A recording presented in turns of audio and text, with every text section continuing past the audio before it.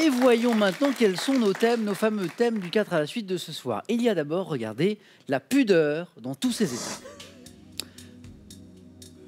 Le vocabulaire des cours d'eau. La notion de temps en littérature.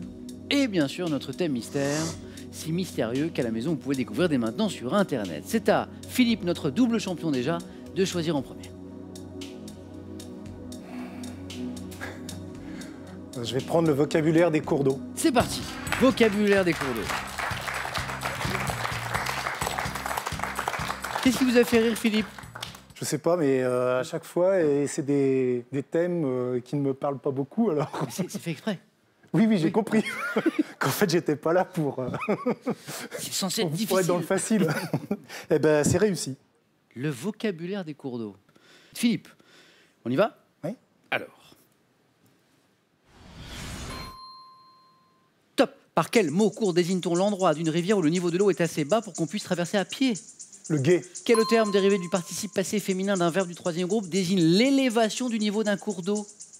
La crue. En Bretagne, par quel terme celtique signifiant embouchure désigne-t-on un profond estuaire de rivière? Je passe. Quel mot opposé à débâcle désigne l'obstruction complète du lit d'un cours d'eau par amoncellement de glace? Je passe. Par quel mot de deux lettres issu du latin rivus désigne-t-on un petit ruisseau? Un rue. Par quel mot arabe signifiant vallée et fleuve désigne-t-on un cours d'eau le plus souvent intermittent des régions sèches? Un ergue. Quel mot issu du béarnais emploie-t-on pour parler d'un torrent dans Un l'ouest gave. des Pyrénées? Était une bonne réponse. 2 points, 2 points, 2 points, 2 points. 4 bonnes réponses. Ouais. Qu'est-ce que vous m'avez répondu pour le mot arabe qui signifie? Je me suis trompé entre l'ergue et le règle. Et oui, c'est l'oued. l'oued. Ah, pardon, l'oued, oui. L'oued. Le mot opposé à débâcle, qui désigne l'obstruction complète du lit d'un cours d'eau par amoncellement de glace. Alors, moi, je l'apprends, mais effectivement, opposé à débâcle, c'est... L'embâcle. Exactement, Régis. L'embâcle. L'embâcle, je ne le savais pas. Et enfin, en Bretagne, ce terme celtique qui désigne un profond estuaire de rivière, c'est l'abère. A-B-E-R, l'abère. Bravo Philippe pour ces 2 points. Merci. Merci.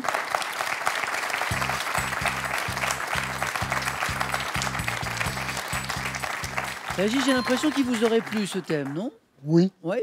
oui, on a des crues chez nous. On a des... Alors, il nous reste, Régis, soit la pudeur dans tous ses états, la notion de temps en littérature ou le thème mystère.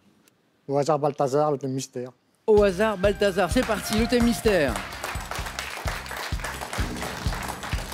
Eh bien, Régis, je suis bien content que vous le preniez, ce thème mystère. Non, vous allez voir, je le trouve vraiment sympathique, intéressant. Pas au sens piégeux du terme, mais intéressant. Technique d'attaque des prédateurs.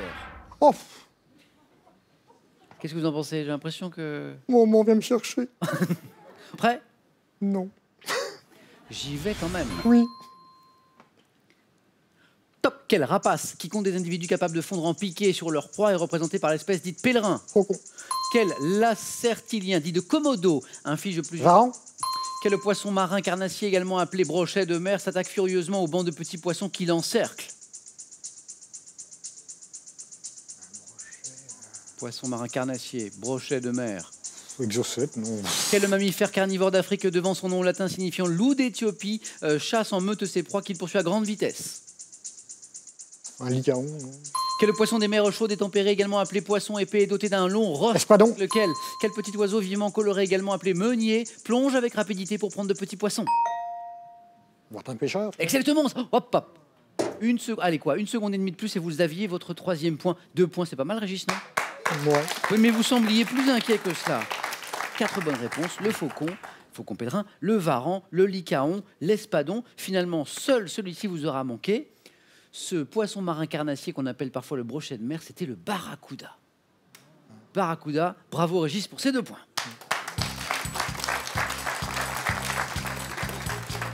Régis, toujours dans la partie, tout comme Philippe, tout va dépendre du score maintenant de Loïc. Loïc, qu'est-ce qui vous ferait plaisir? La pudeur dans tous ses états ou bien la notion de temps en littérature? La pudeur dans tous ses états. C'est parti.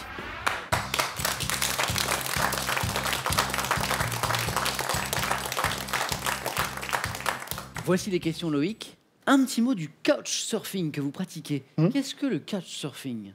Alors, c'est un site internet. Couch, c'est canapé, hein, exactement. C-O-U-C-H. Ouais. Surfing, parce que c'est un site internet sur lequel on rentre en contact avec des personnes pour s'héberger les uns les autres Gratuitement de manière gratuite. Et puis, après, sympathique. Enfin, voilà, il C'est y a un une esprit. façon de voyager, en fait. Exactement, Donc- tout à fait. Puis de rencontrer du monde. Les gens qui nous hébergent nous font découvrir leur ville.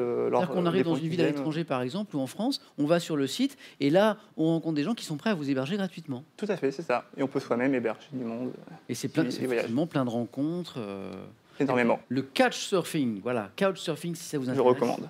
Vous trouverez ce site internet. Loïc, c'est parti. Au moins 2 points. Au moins 2 points pour rester dans la course avec la pudeur dans tous ses états. On se concentre. Attention. Top de 1961-1974 en France. Quel sigle situé en bas des écrans de télévision signalait qu'une émission était déconseillée à un certain public? Je passe. Quel adjectif dérivé de preux qualifie une personne qui manifeste une grande pudeur? Preux. Je passe. En Italie, quelle ville de Campanie abrite la chapelle Sainte-Sévère où se dresse une statue baptisée la Je passe. pudeur? Sous la Troisième République, en raison de son combat contre la dégradation des mœurs, quel sénateur fut familièrement surnommé Père la pudeur? Je passe. Pour quel philosophe genevois la pudeur n'est-elle qu'une invention des lois sociales pour maintenir quelque ordre dans les familles? Rousseau. Dans quelle ville de l'Antiquité, capitale du Latium, adorait-on la déesse Pudicitia qui personnifiait la pudeur? Rome. Par quel mot se référant? Joli les 2 points. Et pourtant, ça avait commencé. Hein, Loïc? J'ai mis du temps. Hein. Les 4 premières questions. Et vous êtes bien accrochés et vous êtes allé chercher ces 2 points qui vous gardent dans la course. Donc Rome et Rousseau, très bien. Et pourtant, je pense que vous les aviez, celle-ci. Ce sigle qui était situé en bas des écrans de télévision à une époque pour signifier que le programme n'était pas regardable par tous, c'était le carré blanc D'accord. ou le rectangle blanc. Mais vous êtes trop jeune. Ça doit être ça. Moi, j'ai connu ça. L'adjectif dérivé de preux qui qualifie une personne qui manifeste une grande... Prude. Mais Bah, oui, bien sûr, vous voyez évidemment. que vous les retrouvez tout seul. Alors, la ville de Campanie que nous cherchions, c'était Naples. Et enfin, ce sénateur qui familièrement fut surnommé Père la pudeur sous la Troisième République, c'était René Béranger. Loïc, l'aventure se poursuit.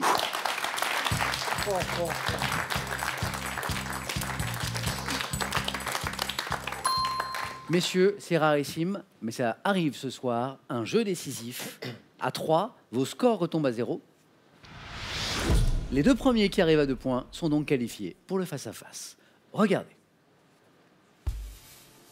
Que suis-je? Fruit, Philippe, Le gland. est une bonne réponse.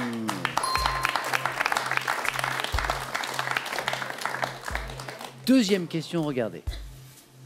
Que suis-je? Type de personne, consacrant mon temps, Loïc, Un nain. et mon argent à ma passion, je peux être séduit à l'exemple de Victor Hugo, Philippe. Avare. Par le dieu bibelot, amateur m'intéressant notamment aux objets et aux timbres, je suis Un collectionneur. exactement Régis, le collectionneur. Regardez. Que suis-je? Animal, ne vivant, Loïc, Un chameau. plus à l'état sauvage, je sers d'animal de sel et de bas dans les régions chaudes et sèches de l'Afrique du Nord, Philippe. Un dromadaire. Et voilà, c'est ça, c'était l'autre. Philippe, vous êtes qualifié pour le face-à-face. Troisième face-à-face d'affilée pour Philippe, puisque Philippe a déjà 2 victoires dans son escarcelle. Bravo Philippe, encore une place à prendre, soit pour Régis, soit pour Loïc. Regardez. Que suis-je? Cité médiévale. Loïc Carcassonne. est une bonne réponse. J'y suis allé. C'est pas chez vous pourtant, Loïc. Non, mais j'y suis allé cet été. Ah bah voilà, vous avez bien fait. La prochaine bonne réponse envoie l'un de vous deux au face-à-face. Attention, regardez. Que suis-je? Type de soldat recruté par la France à partir de la Troisième République. J'ai combattu durant la Première Guerre mondiale aux côtés des métropolitains. Loïc. Les zouaves. Fantassin originaire d'Afrique pouvant être notamment sénégalais. Tirailleur. Est une bonne réponse. Régis, vous êtes qualifié. Les tirailleurs sénégalais, c'est oui. Très beau jeu décisif entre vous trois. Ça, c'était un beau spectacle. Loïc, dommage, Carcassonne n'a pas suffi. Non. Mais effectivement, ça a été une bonne idée d'y aller cet été. Bon retour au petit Kévilly. Merci beaucoup. Merci Loïc pour vous ce cadeau. Rotel vous offre le nouveau Thermo Expert et son livre de recettes pour vous simplifier la cuisine, ainsi que son extracteur de jus pour savourer jus, smoothie ou sorbet. La langue de Shakespeare n'aura plus de secret pour vous. Et ce, grâce à des récits emblématiques en VO, un dictionnaire bilingue ultra complet, une boîte de jeux pour apprendre en s'amusant et ce livre, Formidable voyage au cœur de Londres. À vous de jouer maintenant. Je vous propose de gagner là, maintenant, tout de suite, soit une voiture familiale, soit 20 000 € avec une nouvelle question. La voici, écoutez bien. À quel humoriste originaire de Clermont-Ferrand doit-on le célèbre sketch Le 22 à Asnières? Vous vous rappelez? 1. Fernand Reynaud. 2. Gad Elmaleh. La bonne réponse est au 3243 pour le téléphone et par SMS 1 ou 2 au 7 10 20, tirage au sort parmi les bonnes réponses. Et maintenant une question. Est-ce que Philippe va s'imposer pour la 3e fois consécutive? Ou est-ce que Régis va être couronné ce soir pour la première fois? Réponse là dans quelques secondes. Restez avec nous sur France 3.